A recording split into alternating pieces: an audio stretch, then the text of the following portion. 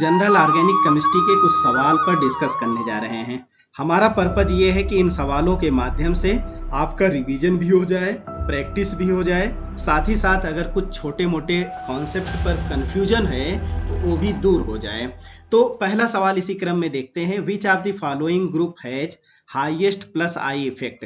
4 option दिए गए हैं। तो सबसे पहले ये समझ लेते हैं कि प्लस आई पावर जो होता है किन किन चीजों पे डिपेंड करता है। तो सबसे बड़ी बात ये है कि ये डिपेंड करता है कि नंबर ऑफ कार्बन पर, यानी जिस भी एल्किल ग्रुप के पास नंबर ऑफ कार्बन ज्यादा होगा उसका प्लस आई ज्यादा होगा। दूसरी जो फैक्टर पे ये डिपेंड करता है कि जो भी एल्किल ग्रुप में ब्रांचिंग ज्यादा होगी उसका प्लस आई ज्यादा होगा। इसीलिए हम लोगों ने पढ़ रखा है कि टर्सरी एल्किल ग्रुप का प्लस आई ज्यादा होता है, फिर सेकेंडरी, फिर प्राइमरी का होता है। यहां पर अगर देखें तो जो 4 ऑप्शन दिए गए हैं, इन चारों ऑप्शन में पहले ऑप्शन के पास नंबर ऑफ कार्बन केवल 1 कार्बन है, जबकि दूसरे के पास 2 कार्बन है, तीसरे के पास 3 कार्बन है, चौथे के पास 4 कार्बन है। तो ज्यादा नंबर ऑफ कार्बन ज्यादा प्लस आई ग्रुप पावर, और ये डी ऑप्शन हमारा करेक्ट आंसर है। और साथ ही साथ डी ऑप्शन जो है ये टर्सरी कार्बो का टर्सरी एल्किल ग्रुप है, जबकि सी वाला सेकेंडरी एल्किल ग्रुप है, बी वाला प्राइमरी। तो इस लिहाज से भी डी वाला आंसर हमारा करेक्ट होगा। अगले सवाल पे हम लोग आते हैं। अगला सवाल है maximum minus I power exerted by the group.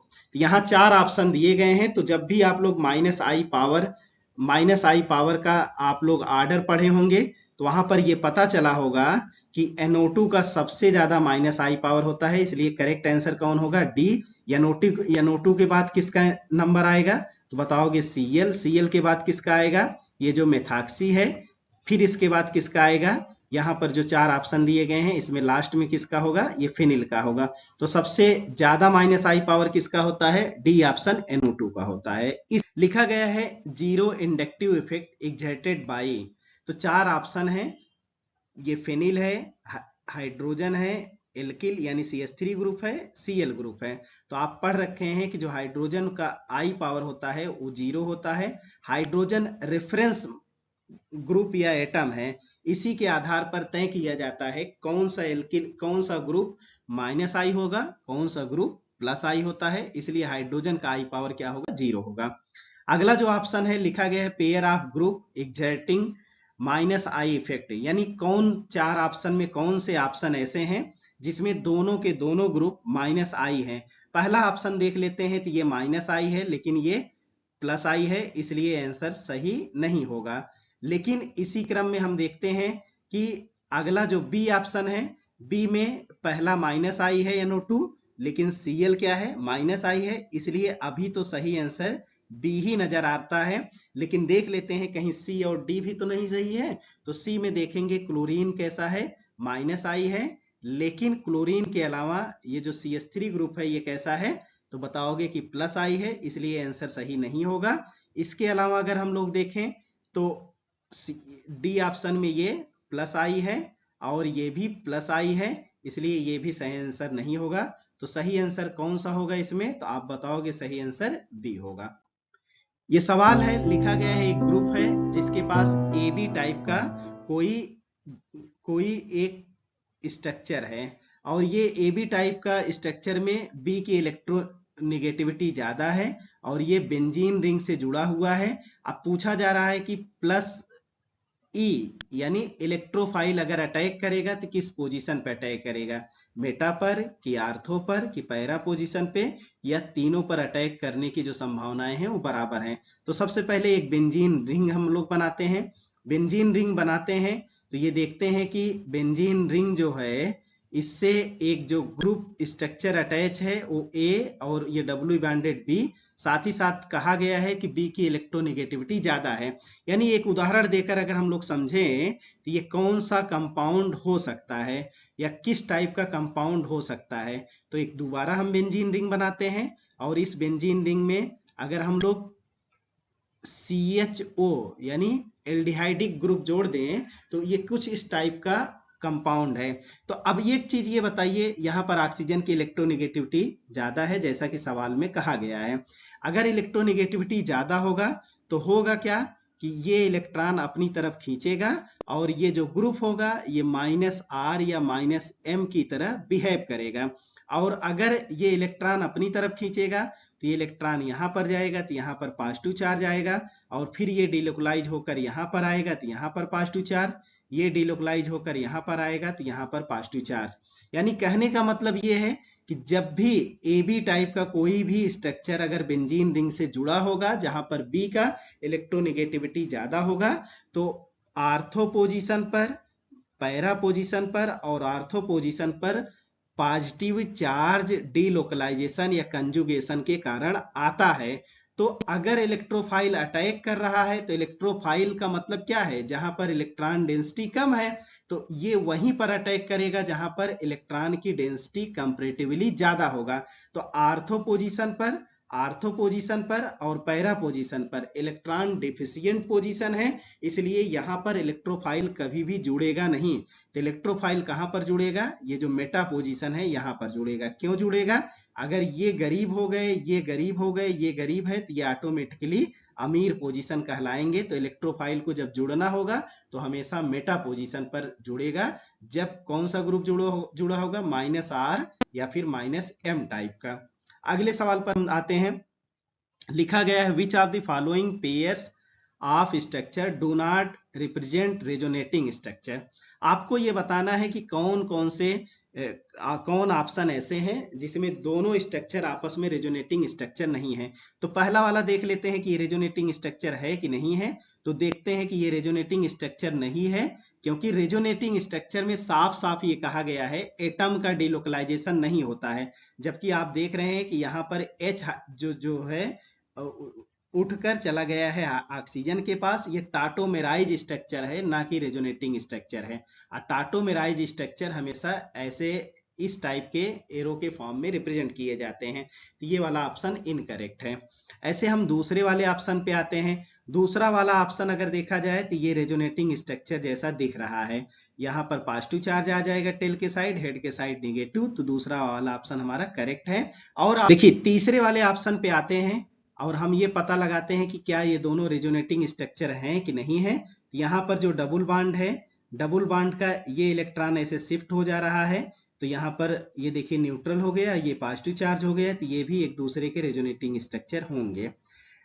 चौथे वाले ऑप्शन पे आते हैं। तो ये जो लोन पेयर ऑफ इलेक्ट्रॉन यहाँ पर है, लेकिन ये डबल बॉन्ड जो होता है, ये डबल बॉन्ड ऐसे डिलोकलाइज हो जाता है, ये लोन पेयर यहाँ आ जाता है। तो हम देखते हैं कि यहाँ पर पॉजिटिव चार्ज, यहाँ पर निगेटिव चार्ज, ये दोनों रेजोनेटिंग स्ट्रक्चर आपस में हैं।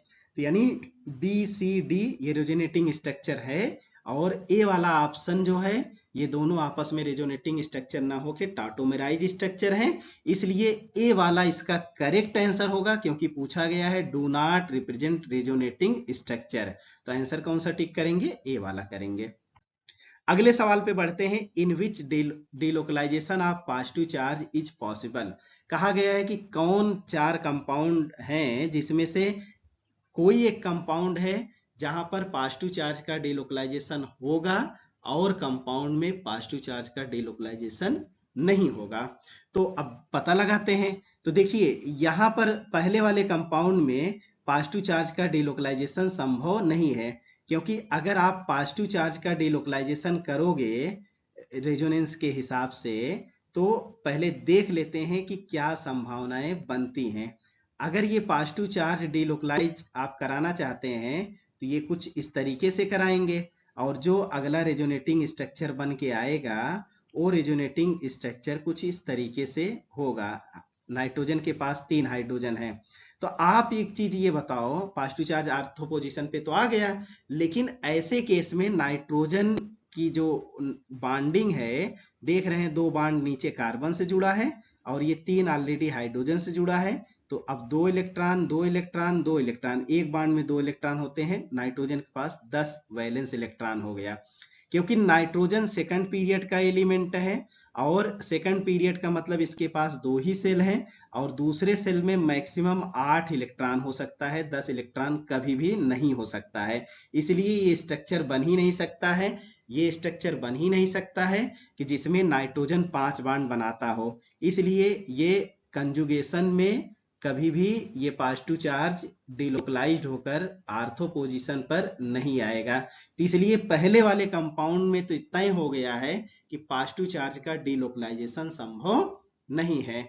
दूसरा वाला कंपाउंड देख लेते हैं। दूसरे वाले भी कंपाउंड में अगर आप डिलोकलाइज्ड कराओगे पॉजिटिव चार्ज का, तो कुछ इस तरीके से, जो ये नाइट्रोजन है, 2 हाइड्रोजन है, 2 हाइड्रोजन है, यहाँ डबल बॉन्ड आ जाएगा, ये पॉजिटिव चार्ज हो जाएगा। तो यहाँ पर भी नाइट्रोजन के पास कितने इलेक्ट्रॉन आ गए? 10। और सेकंड पीरियड का कोई भी एलिमेंट कभी भी अपने वैलेंस सेल में 10 इलेक्ट्रॉन रख नहीं सकता है। तो यहाँ पर भी पॉजिटिव चार्ज का डिलोकलाइजेशन नहीं संभव है। अगले वाले ऑप्शन पे जाते हैं। देखिए अगले वाले ऑप्शन पे अगर जाएंगे तो अगर डिलोकलाइजेशन होगा तो कुछ इस तरीके से होगा।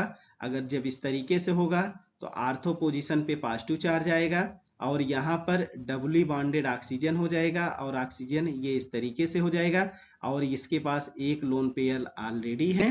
तो देखते हैं 2 इलेक्ट्रॉन 2 इलेक्ट्रॉन 2 इलेक्ट्रॉन 8 इलेक्ट्रॉन 8 2 10। तो अगर यहाँ पर भी डिलोकलाइज कराओगे तो ऑक्सीजन के पास या ऑक्सीजन के वैलेंस सेल में 10 इलेक्ट्रॉन हो जाएगा, जो संभव नहीं है क्योंकि ऑक्सीजन सेकंड पीरियड का एलिमेंट है और सेकंड पीरियड के एलिमेंट के वैलेंस सेल में कभी भी 10 इलेक्ट्रॉन यानी 8 इलेक्ट्रॉन से ज्यादा हो ही नहीं सकते हैं। इसलिए यहां पर भी पॉजिटिव चार्ज का डिलोकलाइजेशन नहीं होगा।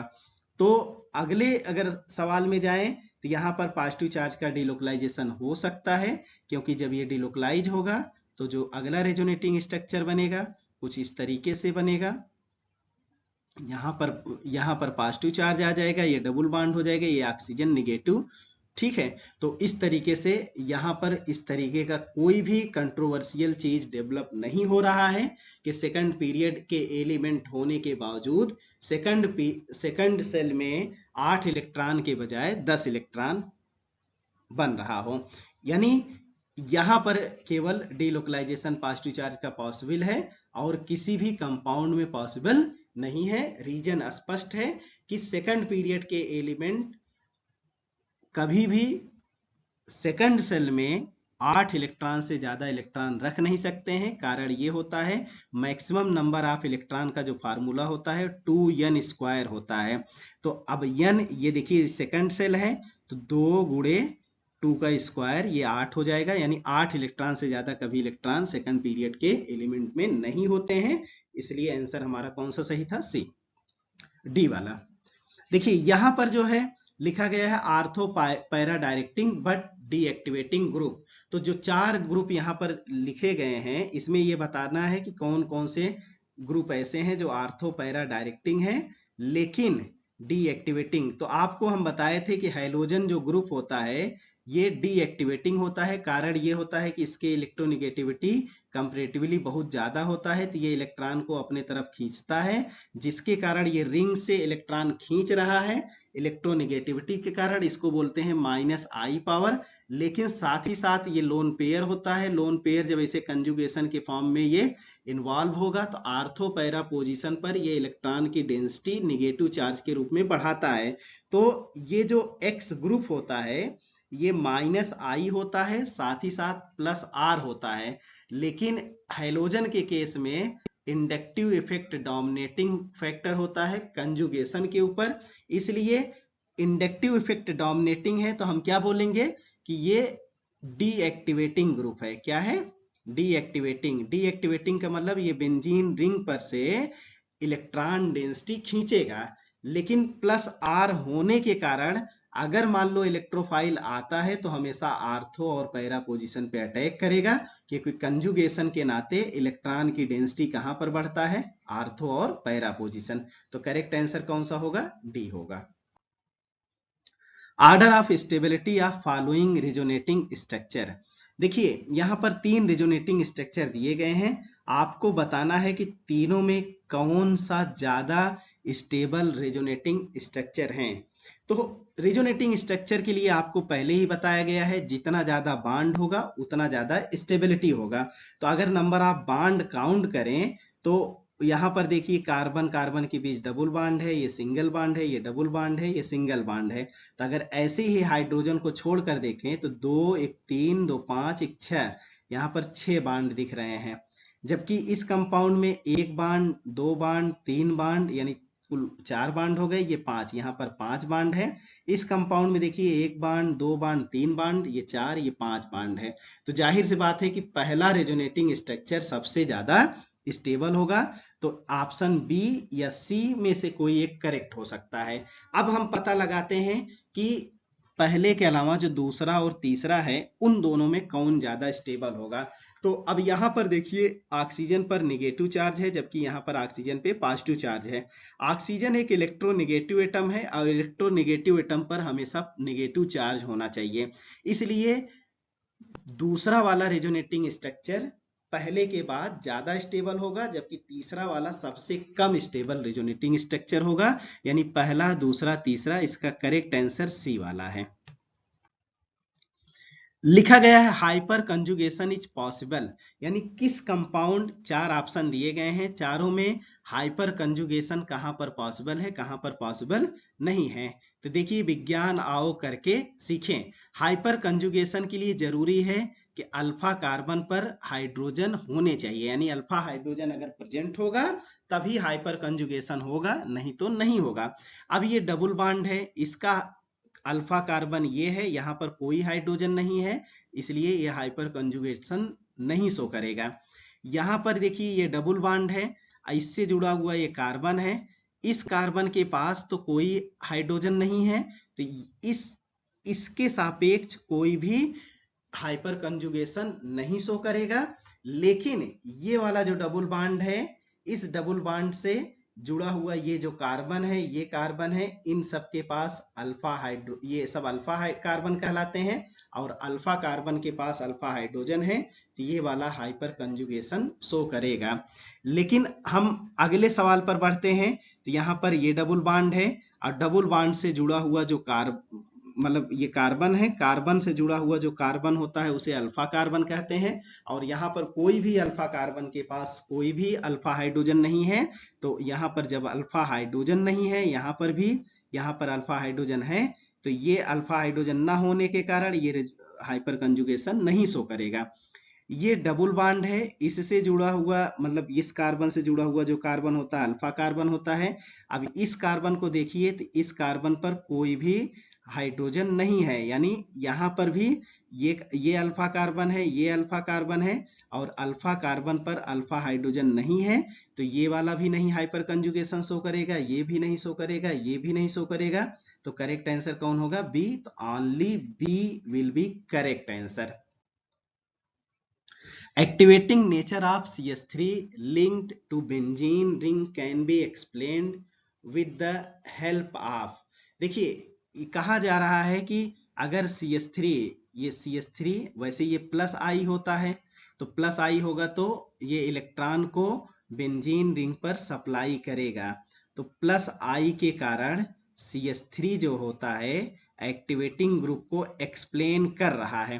प्लस आई के कारण के अलावा ये प्लस आर भी होता है, तो प्लस आर होने के नाते ये इलेक्ट्रॉन डेंसिटी जो होता है कंजुगेशन के थ्रू, हाइपर कंजुगेशन के थ्रू आर्थो और पैरा पोजीशन पर बढ़ाता है।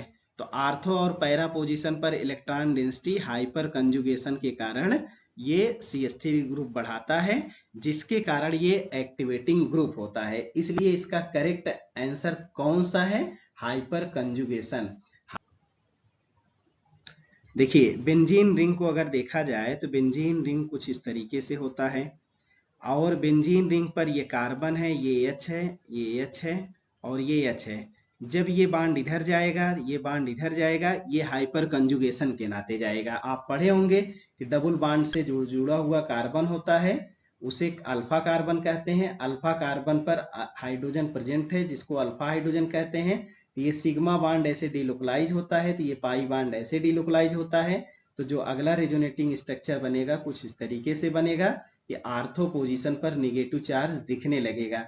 तो इस तरीके से हम देख रहे हैं हाइपर कंजुगेशन के कारण निगेटिव चार्ज आर्थो और पैरा पोजीशन पर आ रहे हैं, जिसके कारण ये CH3 ग्रुप को हम कौन सा ग्रुप बोलेंगे? एक्टिवेटिंग ग्रुप या प्लस आर ग्रुप बोलेंगे। लिखा गया है कि stability of following alkene in increasing order. कहा जा रहा है कि ये जो 4 एल्कीन हैं इसमें बताइए कि कौन ज्यादा स्टेबल है। तो पहला वाला एल्कीन में देखें तो ये CH3 है, तो 3 अल्फा हाइड्रोजन है। दूसरे वाले में देखें ये भी CH3 है और नीचे भी CH3 है, तो यहाँ पर 6 अल्फा हाइड्रोजन है।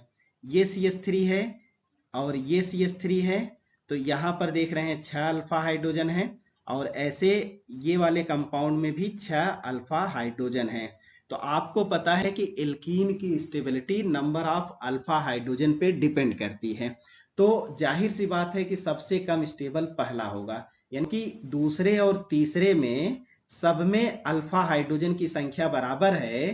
तो ऐसे केसेज में आप एक चीज याद कर लीजिए कि जब भी डबल बॉन्ड हो और अगर मान लीजिए 2 CH3 ग्रुप एक ही कार्बन से जुड़े हों, ये ज्यादा स्टेबल होता है। इसके बाद अगर डबल बॉन्ड है, कोई ट्रांस टाइप का कंपाउंड है, तो इसका नंबर आता है स्टेबिलिटी में।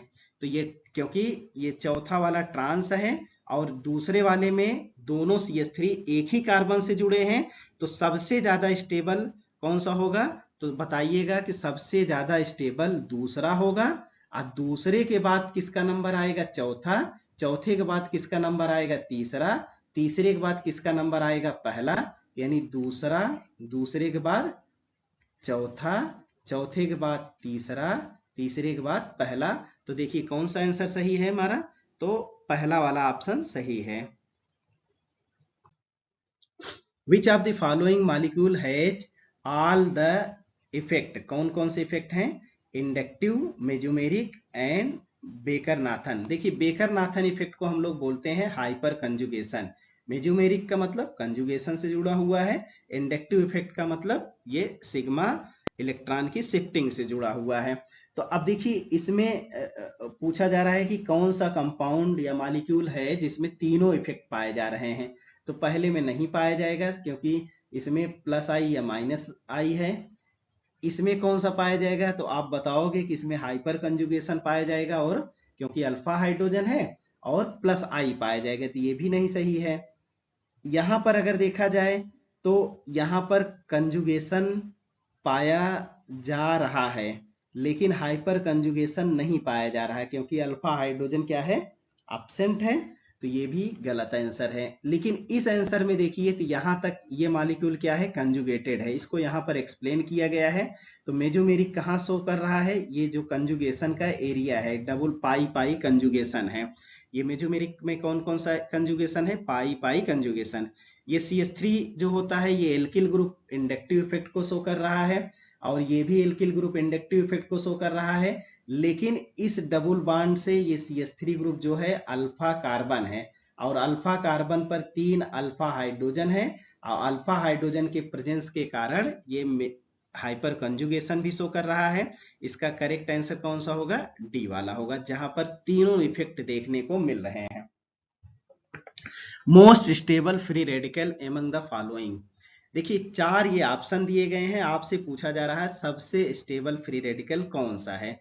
तो पहला वाला अगर कंपाउंड आप लोग बनाइए तो ये कंपाउंड कुछ इस तरीके से है, CH2, ये CH2, ये फ्री रेडिकल। तो यहाँ पर आप देखिए ये जो फ्री रेडिकल की स्टेबिलिटी है केवल 2 अल्फा हाइड्रोजन की वजह से है। लेकिन इसमें देखिए ये 3 अल्फा हाइड्रोजन है, यहाँ पर 3 अल्फा हाइड्रोजन है, टोटल 6 अल्फा हाइड्रोजन है।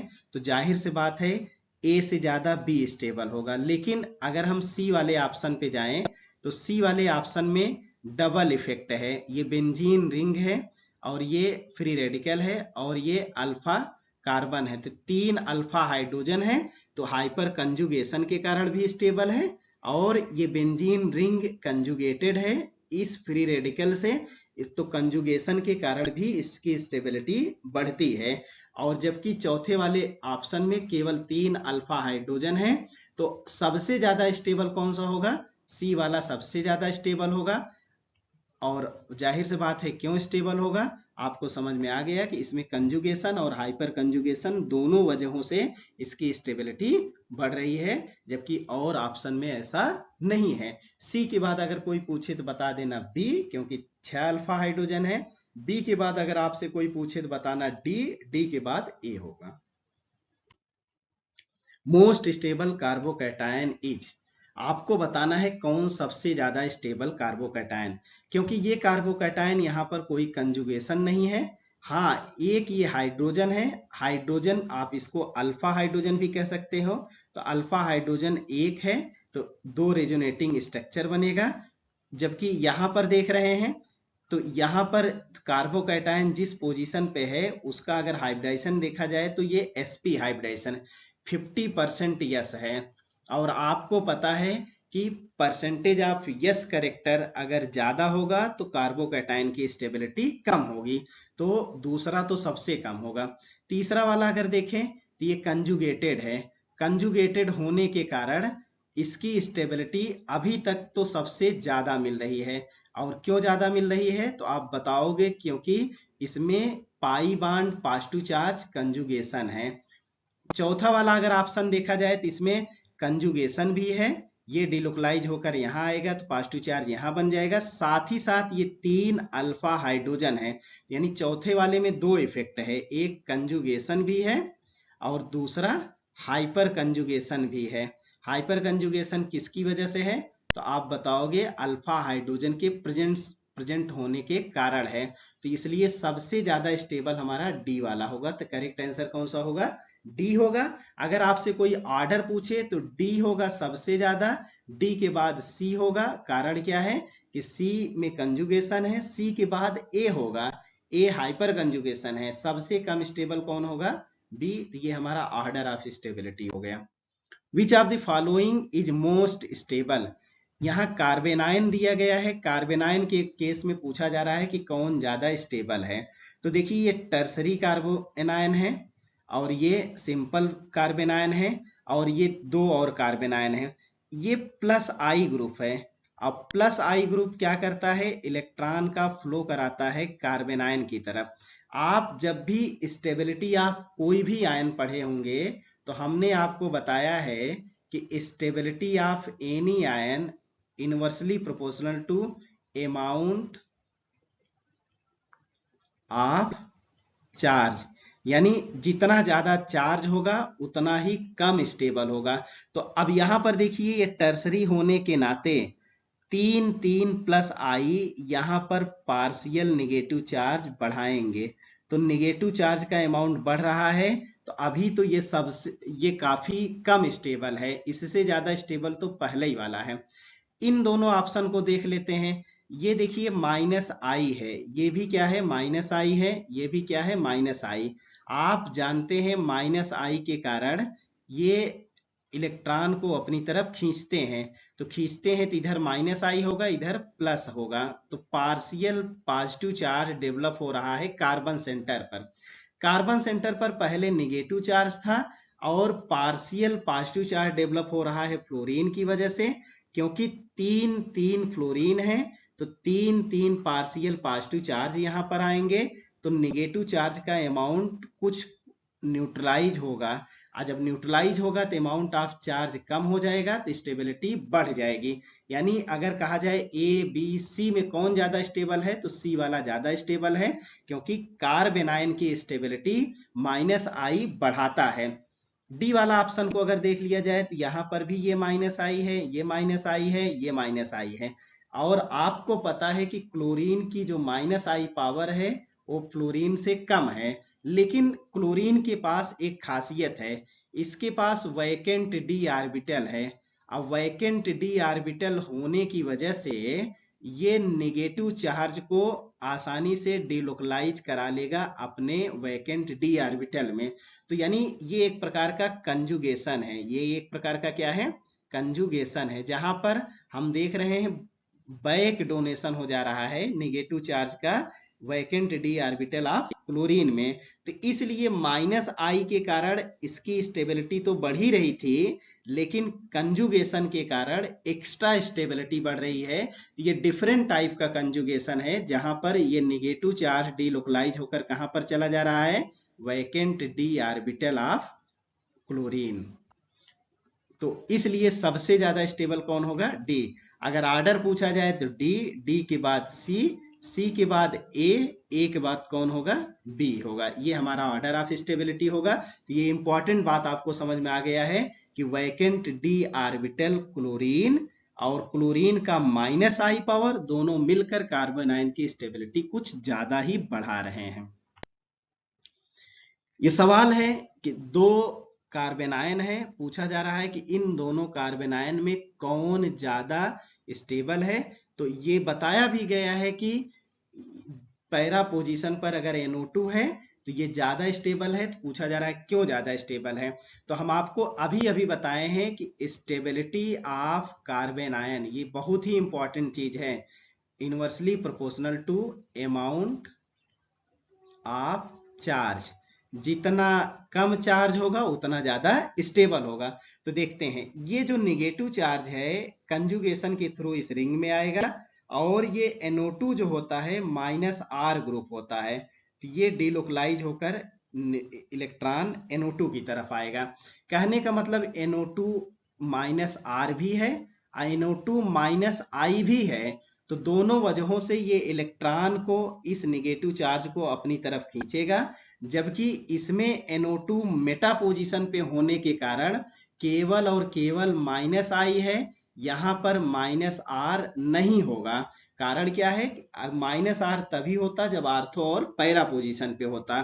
तो पहला वाला कार्बन आयन ज्यादा स्टेबल इसलिए है क्योंकि NO2 मेटा पोजीशन पे नहीं बल्कि पैरा पोजीशन पे प्रेजेंट है।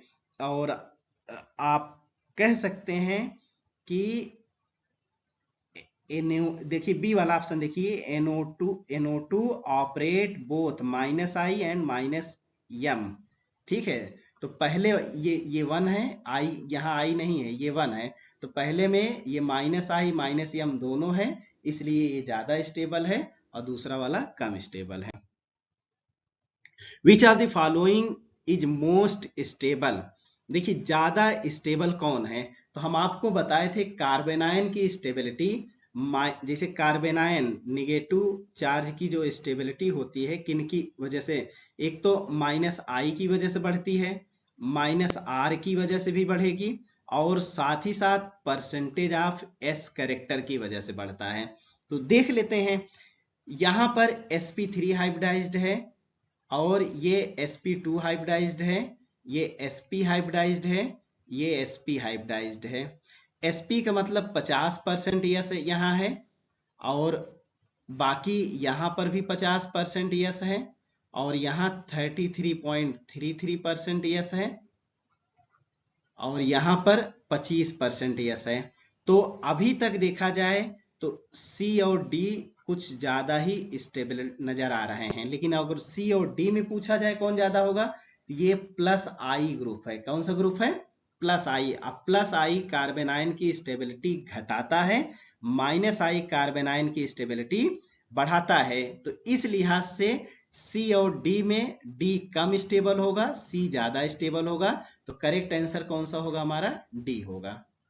अगले सवाल में हम आते हैं, तो लिखा गया है कि hybridisation of carbon ion in, ये देखिए कार्बन आयन जब भी कंजुगेटेड कार्बन आयन होगा, ये कैसा कार्बन आयन है, बेंजीन रिंग से कंजुगेटेड होगा। अगर कार्बन आयन कंजुगेटेड है तो कंजुगेटेड कार्बन आयन का हमेशा जो हाइब्रिडाइजेशन होगा वो sp2 होगा। कैसा होगा, sp2। लेकिन अगर कार्बन आयन नॉन कंजुगेटेड हो, कैसा हो, नॉन कंजुगेटेड हो, तो नॉन कंजुगेटेड कार्बन आयन का हाइब्रिडाइजेशन हमेशा sp3, क्योंकि यहां पर कार्बन आयन कंजुगेटेड है इसलिए हाइब्रिडाइजेशन क्या होगा, sp2। करेक्ट आंसर बी होगा।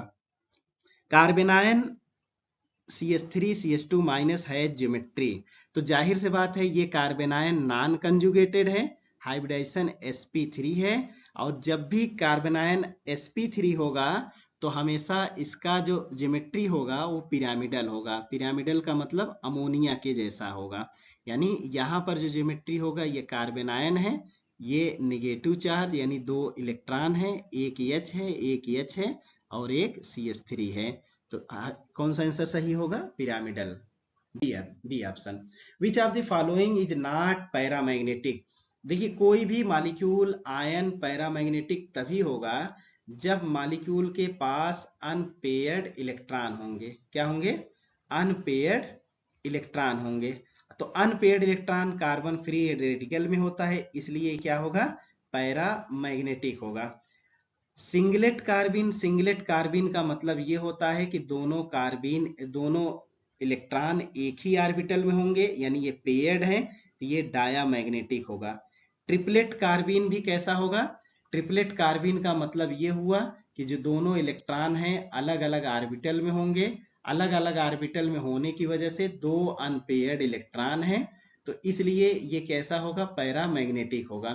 तो अगर पूछा जा रहा है कि नॉट पैरामैग्नेटिक, तो सिंगलेट कार्बन क्या है? Not paramagnetic. करेक्ट आंसर कौन सा हो जाएगा? बी। कार्बिन इज एन, तो कार्बिन का मतलब ये होता है CH2, और यहाँ पर दो इलेक्ट्रॉन होते हैं। अगर कार्बिन पे देखा जाए तो ये H है और ये दो इलेक्ट्रॉन है। टोटल वैलेंस इलेक्ट्रॉन दो इलेक्ट्रॉन, दो इलेक्ट्रॉन, दो इलेक्ट्रॉन लोन पेयर, तो 6 इलेक्ट्रॉन। अब देखिए ये ऑक्टेट से कम इलेक्ट्रॉन है, इसीलिए इलेक्ट्रॉन डिफिशियंट है। इलेक्ट्रॉन डिफिशियंट है तो ये क्या कहला जाएंगे? इलेक्ट्रोफाइल कहलाएंगे। इलेक्ट्रोफाइल इज, यानी 4 ऑप्शन दिया गया है, पूछा जा रहा है इलेक्ट्रोफाइल कौन से हैं। अब वाटर क्या है? वाटर अगर देखा जाए HOH है। यहाँ पर देखिए इसके ऑक्टेट कंप्लीट हैं। जब ऑक्टेट कंप्लीट है तो ये इलेक्ट्रॉन डिफिशियंट नहीं है, तो ये इलेक्ट्रोफाइल नहीं होगा। अमोनिया भी क्या है? ऑक्टेट इसका अमोनिया का कंप्लीट होता है, तो कंप्लीट होने की वजह से नाइट्रोजन का ऑक्टेट कंप्लीट है, तो ये इलेक्ट्रोफाइल नहीं होगा। AlCl3 बाहरी कक्षा में 3 इलेक्ट्रॉन होते हैं और तीनों जो हैं Cl से जुड़े हुए हैं। तो एक तो Cl से जुड़े हैं, Cl इलेक्ट्रोनेगेटिव होता है, ये इलेक्ट्रॉन को अपनी तरफ खींचेगा। अब देखिए दो बातें हैं। एक तो वैलेंस शेल में अगर इलेक्ट्रॉन पूछा जाए तो इलेक्ट्रॉन को केवल 6 ही हैं, ऊपर से Cl है, Cl इलेक्ट्रोनेगेटिव एटम है, ये इलेक्ट्रॉन को और अपने साइड खींच रहा है, तो इलेक्ट्रॉन डिफिशियंसी यहाँ पर बढ़ रही है। तो इसलिए AlCl3 क्या है? इलेक्ट्रॉन डिफिशियंट है, तो ये इलेक्ट्रोफाइल कहलाएगा। अगला भी कंपाउंड इलेक्ट्रोफाइल नहीं है। कार्बेनायन इज, कार्बेनायन को पूछा जा रहा है ये क्या है? तो कार्बेनायन का मतलब CH3-। तो अब ये देखिए CH3- है, तो यानी CH, इसको H लिख सकते हो। ये नॉन कंजुगेटेड होगा, तो नॉन कंजुगेटेड कार्बेनायन ये लोन पेयर को आसानी से दिया जा सकता है, इसलिए ये न्यूक्लियोफाइल भी होगा। साथ ही साथ ये बेस भी होगा, क्योंकि यहाँ पर H+ अटैक भी कर सकता है, इसलिए ये बेस भी होगा और न्यूक्लियोफाइल भी होगा। करेक्ट आंसर कौन सा होगा? बी होगा। Among following carbocation according to decreasing order of stability, आपको बताना है कि डिक्रीजिंग ऑर्डर ऑफ स्टेबिलिटी इन कार्बोकैटायन में किसका ज्यादा होगा। तो पहला कार्बोकैटायन 1 डिग्री है, दूसरा ये सिंपल कार्बोकैटायन है, तीसरा कार्बोकैटायन 3 डिग्री है, क्योंकि ये जो सेंटर है ये सेंटर 3 कार्बन से जुड़ा हुआ है। ये वाला कार्बोकैटायन ये 2 डिग्री कार्बोकैटायन है, और आपको मालूम है कि 3 डिग्री, फिर 2 डिग्री, फिर 1 डिग्री, फिर CH3+ का आंसर आता है। तो सबसे ज्यादा स्टेबल कौन सा कार्बोकैटायन होगा? तो थर्ड वाला होगा। तो थर्ड वाले के बाद कौन होगा? फोर्थ वाला, फिर फर्स्ट वाला, फिर ये ऑप्शन कौन सा सही है? ए वाला ऑप्शन सही है। एक और वजह है कि 3 डिग्री क्यों ज्यादा स्टेबल होगा, इसमें number of alpha hydrogen count करते हैं, तो यहाँ पर 2 हाइड्रोजन है इस अल्फा पोजीशन पे, यहाँ पर भी 2 हैं, 2 2 4, 4 3 7 अल्फा हाइड्रोजन है। जितना ज्यादा अल्फा हाइड्रोजन उतना ज्यादा कार्बोकैटायन की स्टेबिलिटी, तो इस वजह से भी तीसरा कार्बोकैटायन ज्यादा स्टेबल है। Arrange the following compound for their acidic strength order, आपको बताना है कि इनमें कौन ज्यादा एसिडिक है।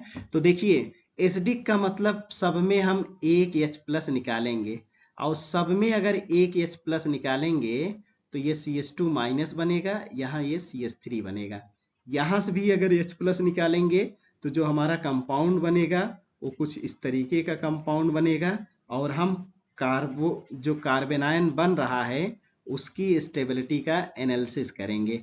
इसमें भी अगर H+ निकालेंगे तो बीच वाले सेंटर से H निकलेगा तो ये निगेटिव बनेगा, ये CO बनेगा, ये CH3 बनेगा, और यहाँ पर ये CO बनेगा, ये CH3 बनेगा। अब देखिएगा, जो एसिडिक स्ट्रेंथ ऑर्डर होता है ये directly proportional to stability of conjugate base होता है। तो कंजुगेट बेस यानी जो एक H प्लस निकालने के बाद जो सिस्टम बना है उसे कंजुगेट बेस कहते हैं। अब इस बेस की जो स्टेबिलिटी है कौन डिसाइड कर रहा है? ये कंपाउंड डिसाइड कर रहा है। और ये कंपाउंड में ये देखिए ये डबली बॉन्डेड है, तो यहाँ पर पाई नेगेटिव चार्ज कंजुगेशन है, तो इसको हम बोलेंगे -M। तो -M क्या करता है या -R क्या करता है?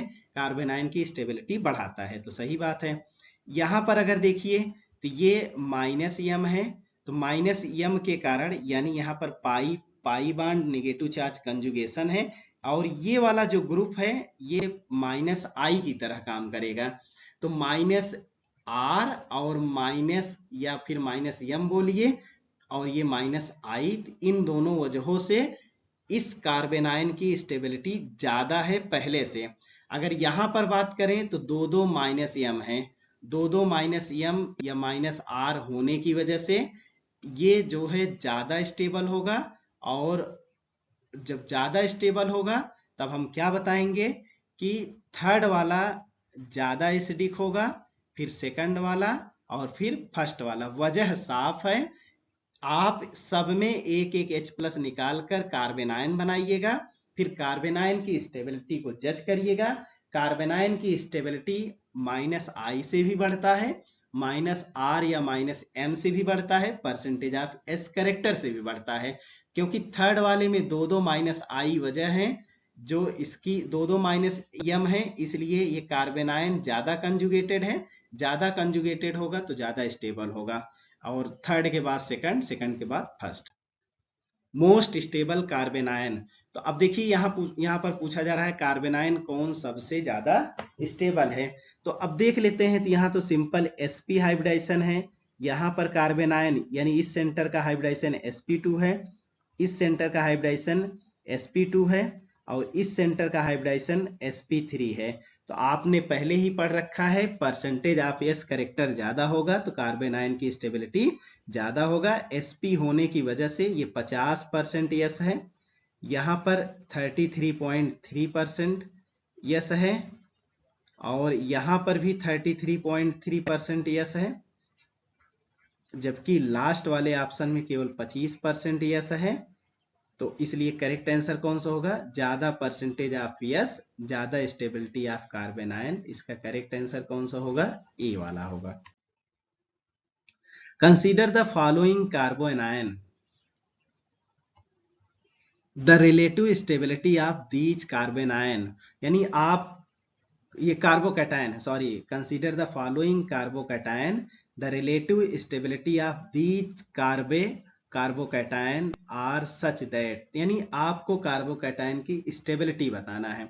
तो यहाँ पर पॉजिटिव चार्ज है, पॉजिटिव चार्ज है तो यहाँ पर नेगेटिव चार्ज आ जाए या इलेक्ट्रॉन आ जाए जो इसकी स्टेबिलिटी को बढ़ा दे।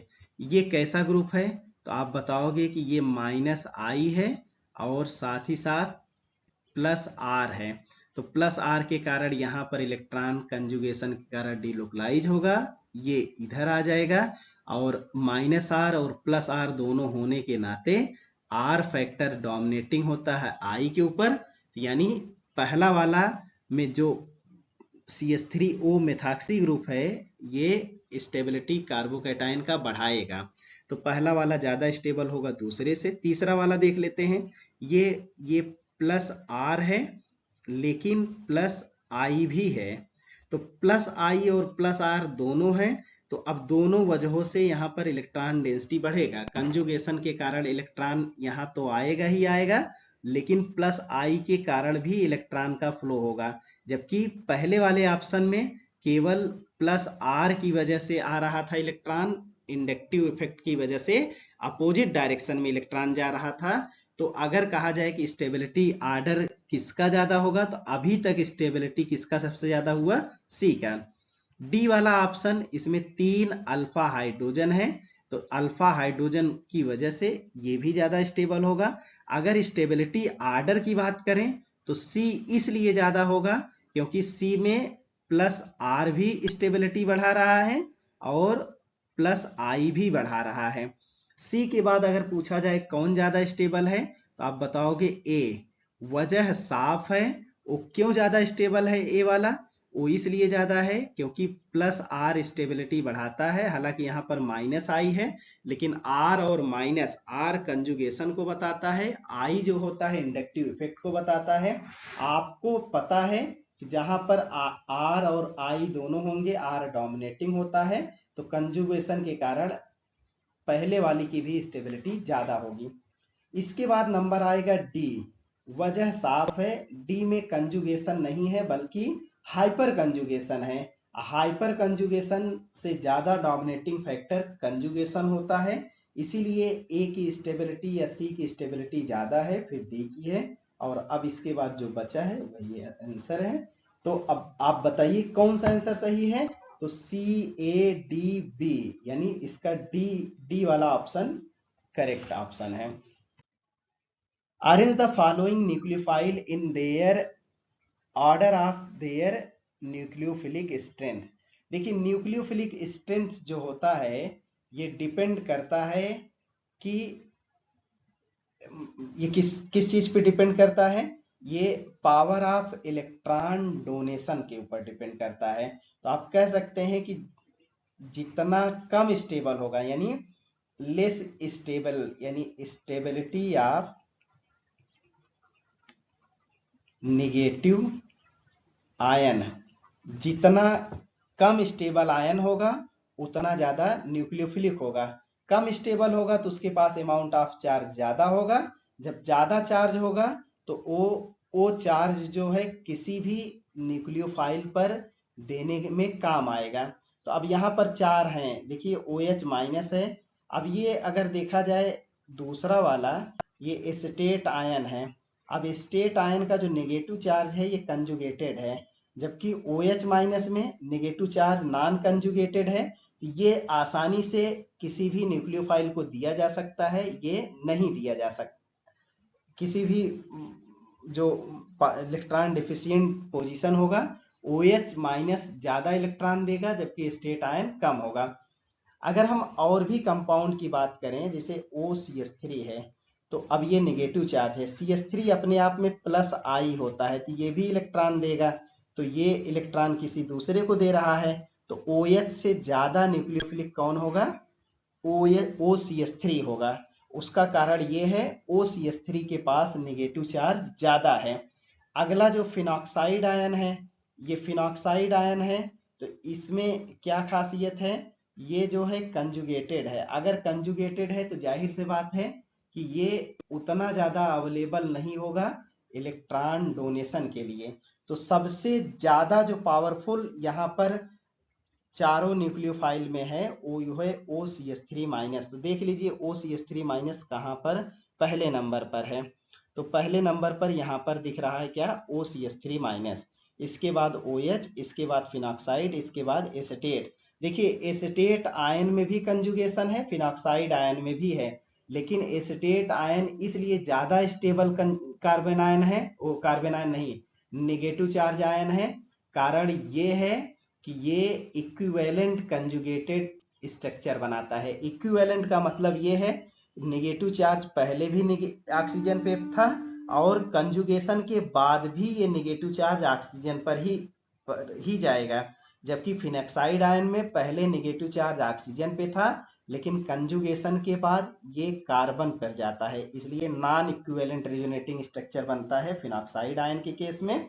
इक्विवेलेंट रेजोनेटिंग स्ट्रक्चर बनता है एसिटेट आयन के केस में। तो अगर कंजुगेशन है तो स्टेबिलिटी ज्यादा है तो उसकी न्यूक्लियोफिलिसिटी कम होगी। न्यूक्लियोफिलिसिटी हमेशा कब ज्यादा होगी, जब availability of negative charge, availability of electron density ज्यादा होगा तब होगा। तो जाहिर से बात है फिर ये जो मेथॉक्साइड आयन है वो ज्यादा होगा। इसका करेक्ट आंसर कौन सा होगा, डी आंसर होगा। इलेक्ट्रोफाइल इज, पूछा जा रहा है कि इलेक्ट्रोफाइल कौन है। In which, in when in which of the following lone lone pair लिखा है, लेकिन सॉरी ये लोन पेयर होगा, फेयर नहीं होगा। Lone pair indicated is involve in resonance, यानी चार जो स्ट्रक्चर दिए गए हैं चारों में लोन पेयर कहां पर रेजोनेंस में इन्वॉल्व है, कहां पर नहीं है, यही आपको बताना है। देखिए पहले वाले में ये नहीं, लोन पेयर और ये पाई बांड एक ही पोजीशन पे हैं। अगर एक ही पोजीशन पे लोन पेयर पाई बांड दोनों पाए जाते हैं तो हमेशा पाई बांड कंजुगेशन में इन्वॉल्व होगा, लोन पेयर में नहीं होगा। तो यहाँ पर लोन पेयर कंजुगेशन में इन्वॉल्व नहीं है। बी वाले ऑप्शन की अगर हम बात करें तो अब यहाँ पर ये जो लोन पेयर है ये कंजुगेशन में इन्वॉल्व है, और इसीलिए यहाँ पर बताएंगे कि ये लोन पेयर इन्वॉल्व है कंजुगेशन में। जबकि सी वाले ऑप्शन में यहाँ तो कंजुगेशन ही नहीं है, तो इन्वॉल्व होने की बात बहुत दूर है। डी वाले में भी कंजुगेशन नहीं है, तो यहाँ पर भी नहीं लोन पेयर इन्वॉल्व है। कहने का मतलब ये है कि केवल बी वाला ऑप्शन एक ऐसा ऑप्शन है जहां पर लोन पेयर कंजुगेशन में इन्वॉल्व है और किसी भी कंपाउंड में लोन पेयर कंजुगेशन में इन्वॉल्व नहीं है। इसलिए बी वाला बेसिक भी कम होगा, क्योंकि आपको पता है कि basicity of nitrogen compound directly proportional to availability of lone pair. अब बी वाले ऑप्शन में लोन पेयर जब कंजुगेशन में इन्वॉल्व हो गया तो वो अवेलेबल नहीं होगा डोनेट करने के लिए, इसलिए बी वाला लेस बेसिक होगा। और इसका करेक्ट आंसर भी कौन सा है, बी है। Which of the following species would be expected to be exhibit aromatic character, select the correct answer from the following. कहा जा रहा है कि कौन सा ऑप्शन एरोमेटिक कैरेक्टर शो करता है। पहला वाला ऑप्शन है 8 पाई सिस्टम। 8 पाई सिस्टम हम आपको पहले ही बताए थे ये हमेशा नॉन कंजुगेटेड होता है, नॉन एरोमेटिक होता है, यानी ना एरोमेटिक होता है ना एंटी एरोमेटिक होता है। दूसरा वाला ऑप्शन कंजुगेटेड है, साइक्लिक है और 6 पाई सिस्टम है और ये 4n+2 को फॉलो करता है। और जब 4n+2 को फॉलो करता है तो दूसरा वाला कैसा है, एरोमेटिक है। तीसरा वाला ऑप्शन भी एरोमेटिक है। देखिए ये नेगेटिव चार्ज, ये पाई बांड, ये पाई बांड, ये भी साइक्लिक है, प्लेनर है, कंजुगेटेड है, 6 पाई इलेक्ट्रॉन है, हकल रूल को फॉलो करता है, तो ये भी क्या है, एरोमेटिक है। तीसरा वाला ऑप्शन ये साइक्लिक है, कंजुगेटेड है, प्लेनर है, लेकिन 4 पाई इलेक्ट्रॉन केवल है, तो ये 4n पाई इलेक्ट्रॉन रूल को फॉलो करता है, तो ये एंटी एरोमेटिक होगा। यानी एरोमेटिक कौन से होंगे इसमें, दूसरा और तीसरा। करेक्ट आंसर कौन सा होगा, डी वाला। डी वाले के हिसाब से दूसरा और तीसरा क्या है, एरोमेटिक है। पहला हम आपको एक चीज बता दे रहे हैं, नोट कर लीजिएगा कहीं, कभी भी साइक्लिक कंपाउंड हो और 8 पाई इलेक्ट्रॉन सिस्टम हो तो ये नॉन प्लेनर होता है। कैसा होता है, नॉन प्लेनर होता है। और नॉन प्लेनर होगा तो क्या होगा, नॉन एरोमेटिक होगा। जबकि लास्ट वाला एंटी एरोमेटिक है। Greater volatility of 2 nitrophenol compared with 4 isomer is attributed. देखिए कहा जा रहा है कि 2 नाइट्रोफिनॉल और 4 नाइट्रोफिनॉल में कौन ज्यादा वेलेटाइल है। तो इसमें आंसर तो पहले ही दे दिया गया है कि 2 नाइट्रोफिनॉल ज्यादा वेलेटाइल है। ऐसा क्यों है, क्योंकि 2 नाइट्रोफिनॉल में इंट्रामॉलिक्यूलर हाइड्रोजन बॉन्डिंग पाया जाता है, जिसकी वजह से इसका बॉइलिंग पॉइंट कम होता है और ये मोर वैलेटाइल होता है। जबकि 4 नाइट्रोफिनॉल में इंटर ये यहाँ गलत लिखा गया है, इंटर मॉलिक्यूलर हाइड्रोजन बॉन्डिंग पाया जाता है। इंटर मॉलिक्यूलर हाइड्रोजन बॉन्डिंग पाया जाएगा तो बॉइलिंग पॉइंट भी बढ़ेगा और वैलेटिलिटी नेचर भी घटेगी। तो इसका कौन सा आंसर सही होगा, तो आप बताओगे 2 nitrophenol its ability to form intramolecular hydrogen bonding. Correct answer कौन सा होगा, ए होगा। Which of the following species is most stable, यानी ये जो 4 कार्बोकैटायन है इसमें बताना है कौन ज्यादा स्टेबल है। तो फिर से वही बात है, OCH3 है तो OCH3 प्लस माइनस आर है और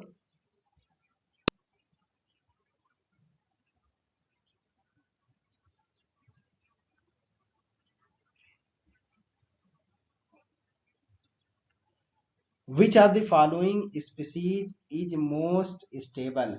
ये सब कार्बोकैटायन है।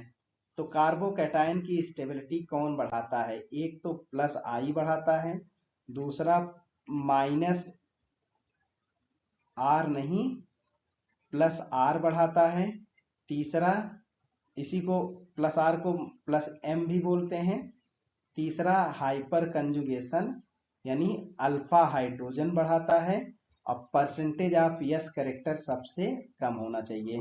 तो ये कार्बोकैटायन की स्टेबिलिटी का बढ़ाने के फैक्टर हैं। तो देखते हैं, पहले वाले में कोई भी फैक्टर नहीं है, केवल ये कंजुगेटेड है। दूसरा वाला कंजुगेटेड है लेकिन NO2 ग्रुप जुड़ा है। NO2 ग्रुप कैसा है? तो ये माइनस आई है, लेकिन साथ ही साथ ये माइनस आर भी है। तीसरा वाला देखिए, तीसरा वाला माइनस आई है लेकिन ये प्लस आर है। चौथा वाला देखिए, ये माइनस आई है लेकिन ये प्लस आर है। अब आपको पता करना है सबसे ज्यादा स्टेबल कौन है। तो देखिए, दूसरे वाले में दोनों स्टेबिलिटी को घटाने वाले फैक्टर हैं, इसलिए दूसरा तो सबसे कम होगा। लेकिन तीसरा और चौथा में कंपटीशन है, आपको बताना है कि कौन ज्यादा स्टेबल है। देखिए, जब भी हाइड्रोजन होता है तो हाइड्रोजन के केस में आई डोमिनेटिंग फैक्टर होता है आर के ऊपर, जबकि OCH3 के केस में आर डोमिनेटिंग फैक्टर होता है इंडक्टिव इफेक्ट के रूप में। और आपको पता है कि कंजुगेशन या आर इफेक्ट या मेजोमेरिक इफेक्ट ये कार्बोकैटायन की स्टेबिलिटी ज्यादा बढ़ाते हैं। इसलिए चारों ऑप्शन में डी ऑप्शन ज्यादा करेक्ट है, क्योंकि यहां पर प्लस आर के कारण स्टेबिलिटी बढ़ रही है। दूसरे में सी वाले में भी प्लस आर के कारण बढ़ रही है, लेकिन यहाँ पर इंडक्टिव इफेक्ट डोमिनेटिंग फैक्टर है, इसलिए डी आंसर करेक्ट होगा। अगर डी के बाद पूछा जाए कौन सा होगा, तब आप डी के बाद भले सी को बताइएगा। मोस्ट एसिडिक अल्कोहल पूछा जा रहा है कि कौन अल्कोहल ज्यादा एसिडिक होगा। तो देखिए, एसिडिटी निकालने का सबसे इंपॉर्टेंट अच्छा तरीका है, सब में एक H+ निकाल दीजिए। तो पहला वाला टर्सरी अल्कोहल है, जब एक H+ निकालोगे तो ये C हो जाएगा, ये O- हो जाएगा। दूसरे वाले में जब एक H+ निकालोगे तो दूसरा वाला सिंपल अल्कोहल है, प्राइमरी अल्कोहल बोलते हैं इसको, ये CH2 हो जाएगा और ये O- हो जाएगा। अगर हम तीसरे वाले ऑप्शन में से एक H+ निकालते हैं तो जो हमारा कंजुगेट बेस बनेगा वो इस तरीके से बनेगा। चौथा लिखा गया है प्रोपेनॉल 2। प्रोपेनॉल 2 में से जब एक H+ निकालेंगे तो हमारा जो स्ट्रक्चर या कंजुगेट बेस बनेगा कुछ इस तरीके से बनेगा। तो अब देखिए, आपको पता है कि जो एसिडिटी होती है वो directly proportional to stability of conjugate base, ये कहीं लिख लीजिएगा। Acidity directly proportional to stability of conjugate base होता है। तो अब देखिए, यहां पर क्या है, ये प्लस आई है, प्लस आई इलेक्ट्रॉन ऐसे देगा तो अमाउंट ऑफ चार्ज यहाँ पर बढ़ेगा, और जब बढ़ेगा तो इसकी स्टेबिलिटी घटेगी। ऐसे यहाँ पर ये भी प्लस आई है, लेकिन टर्सरी का प्लस आई पावर ज्यादा होता है, और ये प्राइमरी है, प्राइमरी का प्लस आई पावर कम होता है। ये सेकेंडरी है, सेकेंडरी का प्लस आई पावर टर्सरी से कम होता है लेकिन प्राइमरी से ज्यादा होता है। तो इस लिहाज से अगर कंजुगेट बेस की स्टेबिलिटी देखा जाए तो सबसे ज्यादा स्टेबल तो सी वाला बनाएगा। सी वाला इसलिए बनाएगा कि जब ये एक प्लस आई देता है तो केवल एक कार्बन का प्लस आई पावर होता है, जबकि और केस में मल्टीपल कार्बन है तो नंबर ऑफ कार्बन ज्यादा होंगे तो प्लस आई पावर की स्टेबिलिटी ज्यादा होगी, और जब प्लस आई पावर का इफेक्ट ज्यादा होगा और जब प्लस आई ज्यादा होगा तो एनायन की स्टेबिलिटी को वो घटाएगा। तो यहाँ पर हम देख रहे हैं कि कंपैरेटिवली सी जो कंजुगेट बेस बनाता है वो ज्यादा स्टेबल है। ज्यादा स्टेबल होने के नाते ये ज्यादा एसिडिक है।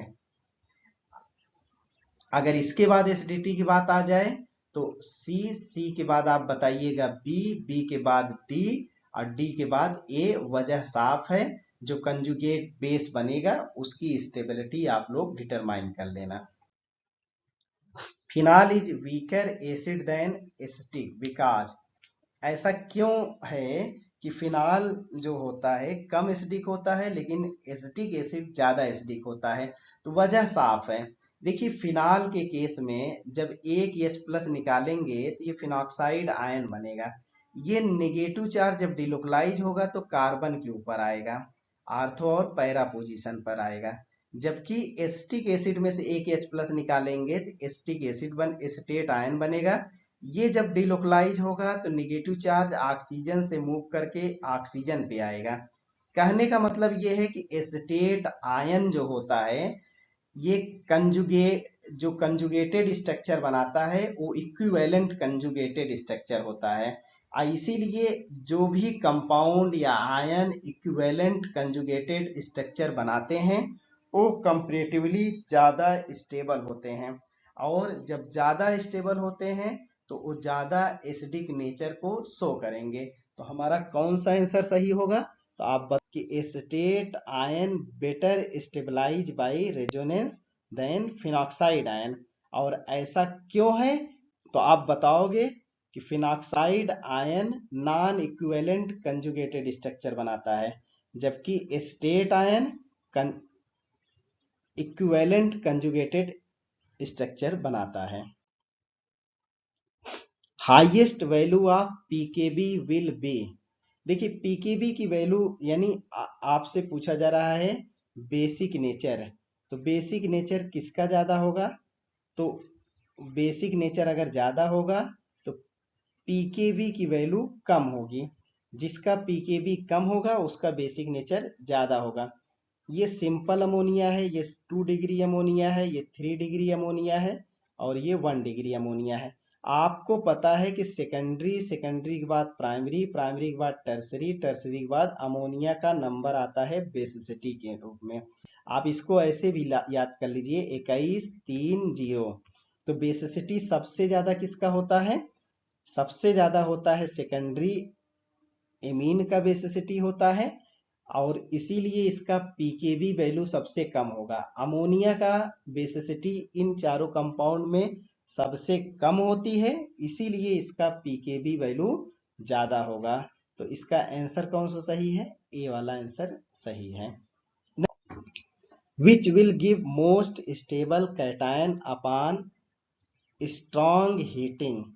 देखिए स्ट्रॉन्ग हीटिंग करोगे तो सब में ये गायब हो जाएगा, ये निकलेगा और जब निकलेगा तो यहाँ पर पॉजिटिव चार्ज आएगा, यहाँ पर पॉजिटिव चार्ज आएगा, यहाँ पर पॉजिटिव चार्ज आएगा, यहाँ पर पॉजिटिव चार्ज आएगा। आपको पता है कि ये कंजुगेटेड है, ये भी कंजुगेटेड, ये भी कंजुगेटेड, ये भी कंजुगेटेड, लेकिन यहाँ पर जो पॉजिटिव चार्ज आएगा इसको ट्रोपोलियम आयन बोलते हैं। और ट्रोपोलियम आयन की जो स्टेबिलिटी होती है जो यहाँ पर तीनों आयन है उससे ज्यादा होती है, इसलिए इसका आंसर कौन सा सही होगा? बी वाला सही होगा।